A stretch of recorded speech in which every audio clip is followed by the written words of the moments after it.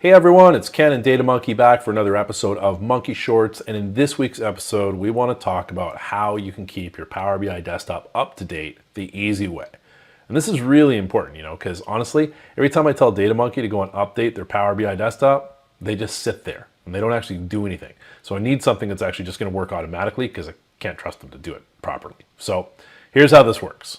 You hop onto the computer, press your Windows key, you're going to type in store right away.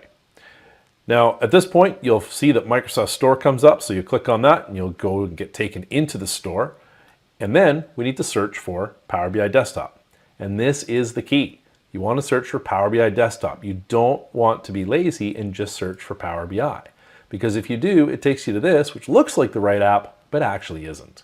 See, the one we want is actually down here, but that's kind of confusing to people. So if we do this, we'll just close that out for a second. We're going to research for Power BI Desktop. You'll notice that it takes you to the right one right off the bat.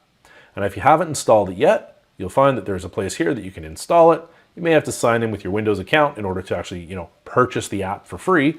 But at that point in time, it will install it. And from that point forward, whenever you open it, it is just going to be the up-to-date version right away, ready and waiting for you. So there you go. That's a cool thing. I don't even know what version I'm running right now. I haven't checked, but let me just check here. I'm going to go to Help About. And it's running September 22, which makes sense because it is September. So the nice thing here is as soon as it's ready for deployment, the Power BI team pushes it out into that interface. It automatically updates for you. You never have to have IT visit your desktop, and you've always got the most up-to-date version that's available to you. So that's pretty darn cool stuff.